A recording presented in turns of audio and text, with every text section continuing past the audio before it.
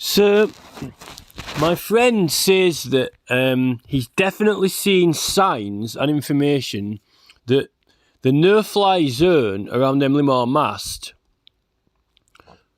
is 3 miles, right? 3 miles radius. Now, I've spoken to a man who runs a small airfield for light aircraft.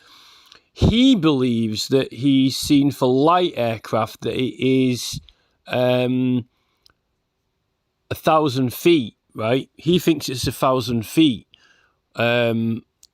just over half a mile, 0.6 mile. That's what, from the top of his head, to do with the aircraft that operate on his small airfield across Moor, he thinks that it's 0.6 mile radius. Now, if that's the case for light aircraft, 0.6 mile, I doubt that it is the same for commercial airlines because they don't have as much manoeuvrability or steering as light aircraft. So it's got to be more than half a mile. It must be at least 1 to 2 mile radius. Now, I'm looking into the safe fly zone around the Empire State Building and the safe fly zone around the Eiffel Tower, right? Because they're similar sort of size structures. And in fact, the Empire State Building has had planes crash into it before. In fact, when you type it in, there are lots of there are all these stories about and it was due to the fog. It was actually because of the fog, and it actually was a military aircraft that crashed into it because of the fog, into the Empire State Building. So it's actually quite dangerous, particularly when it's foggy. And because ours isn't just the Empire State Building or Eiffel Tower, which is a structure only, it's actually used for transmitting, and it involves some element of television and radio signals, and aeroplanes use radio communication and radar and various navigation equipment as well. So, I mean, that you're not really supposed to allow drones near transmitting equipment and things like that because you can have interference with the drone. So God knows what the interference is for an aeroplane because, there will be some sort of effect on the equipment, I would have thought. Now, currently, the information, when you look on the internet and go onto the aviation no-fly zones websites, there isn't actually anything for the mast, but there should be at least something. There is a no-fly area around it, without a doubt. There has to be. But they've taken it off there. They're not showing it. Now, instead, they're showing no-fly zones only around the airports. That means people aren't allowed to fly, for example, light aircraft aren't allowed to go near major airports, like if you've got a private plane taking off from Clossum Moor, you won't be allowed to fly near Leeds Bradford Airport, right? So, but strangely enough, near one of the airports, they've got these two massive, huge red no-fly zones over the top of each other, duplicate ones, which seem to look just like what Emily Moor Mast would have now, because it's got 2 towers in place, right? Because here, if you look at this, there's 2 towers. So you would actually have 2 no-fly zones that were just off centre, right?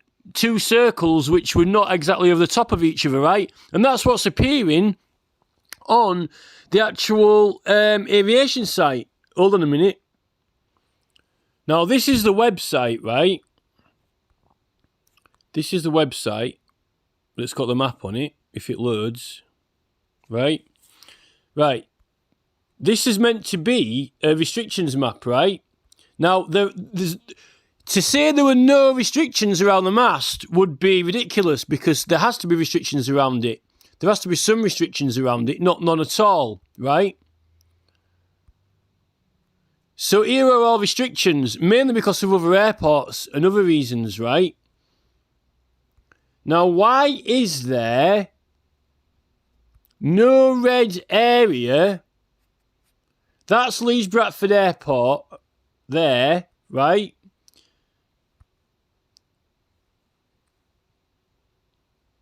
Now, when we get here, right?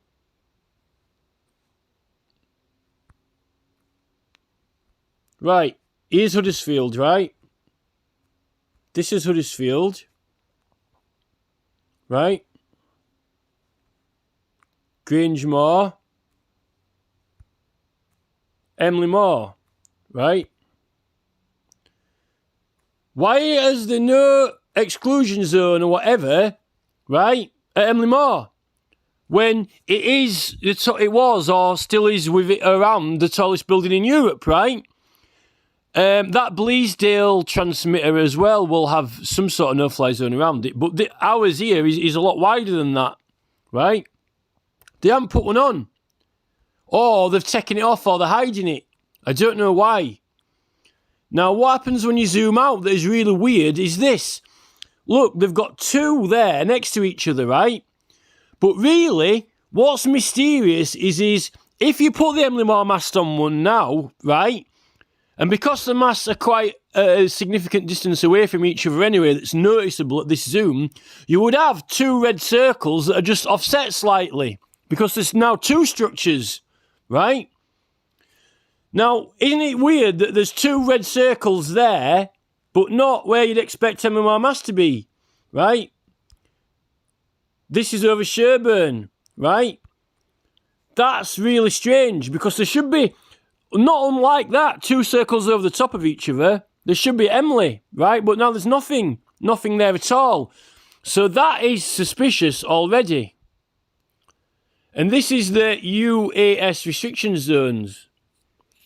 I don't know if it's only for drones or for light aircraft or for what, but it's not put Emily Moor mast on or it's taking it off, and it should be on there at least for something.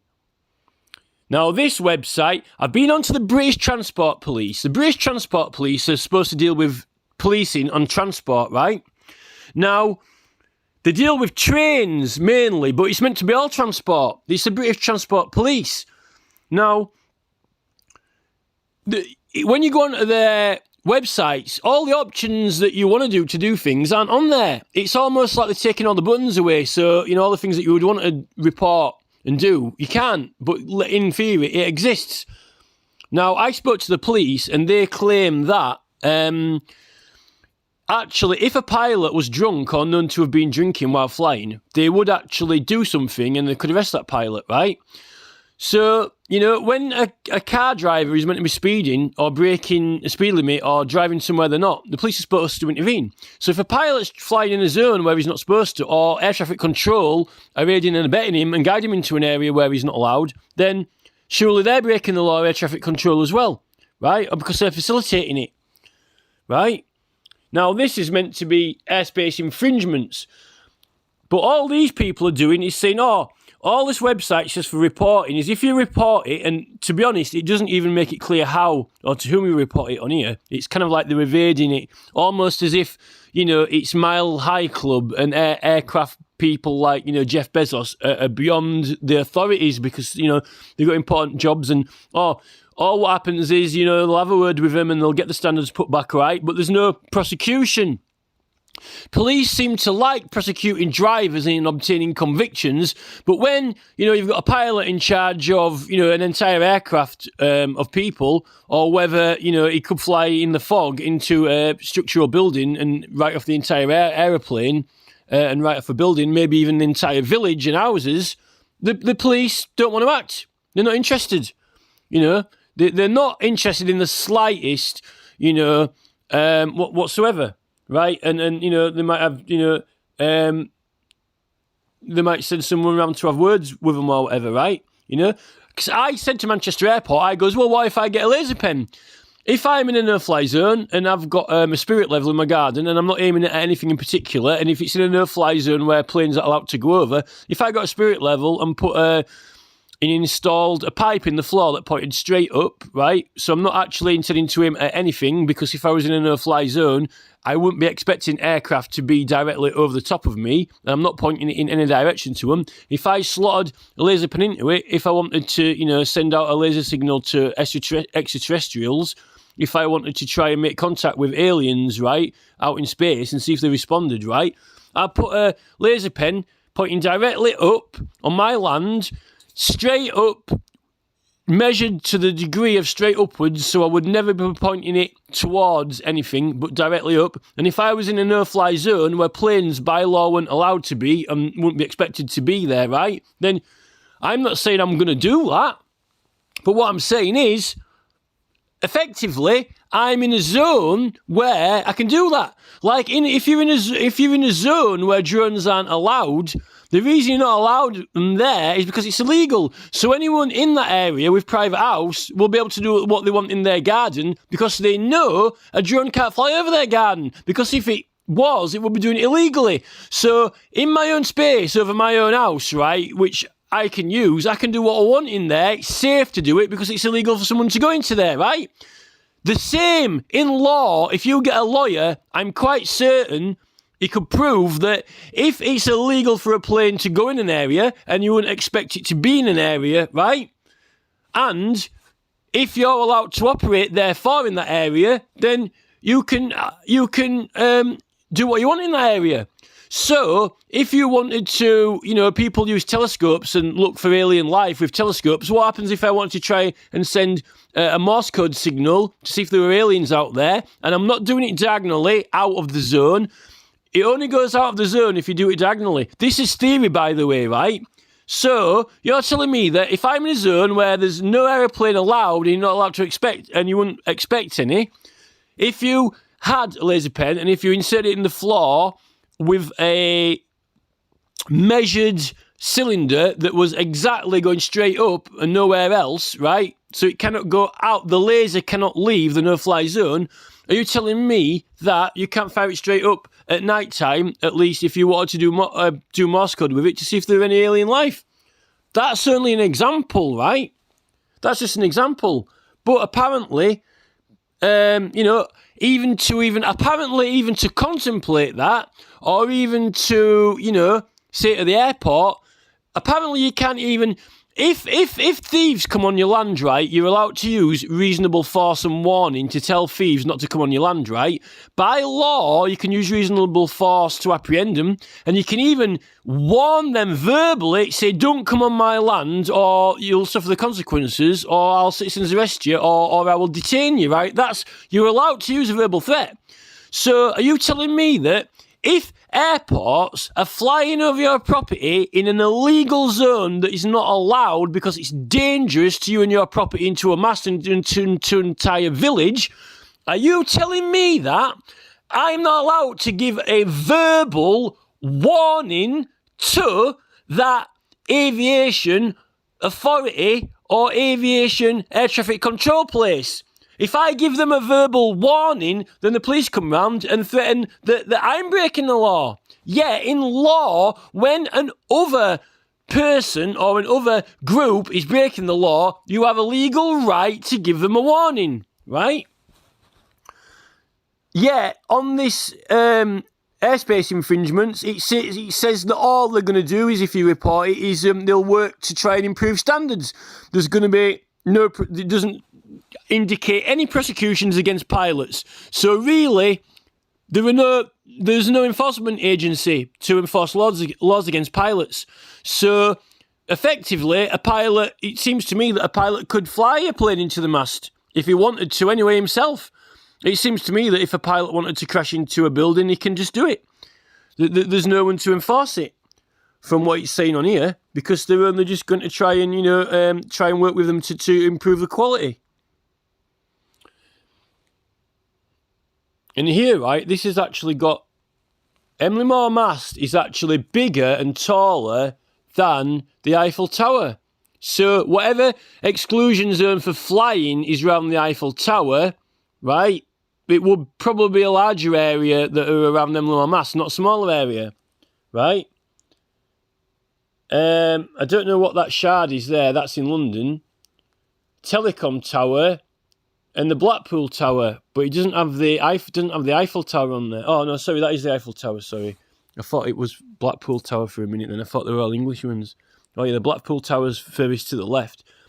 So the Eiffel Tower isn't quite as big as the Emily Moore Mast, and the Blackpool Tower is quite small.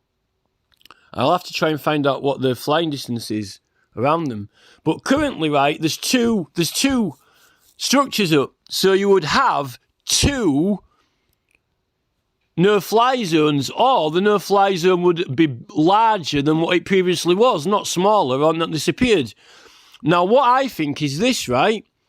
We did not have planes flying over us, right? We didn't. We've been here for 10 years.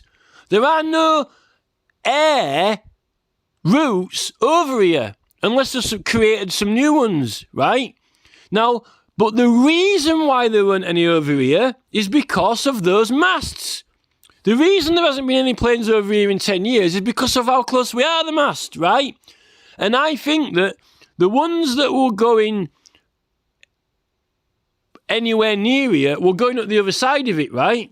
Now, they've put that other new mast up at the other side, and I think that has increased the area a bit to the other side. And I think they've started coming over this side now because of interruptions made by that second mast, right?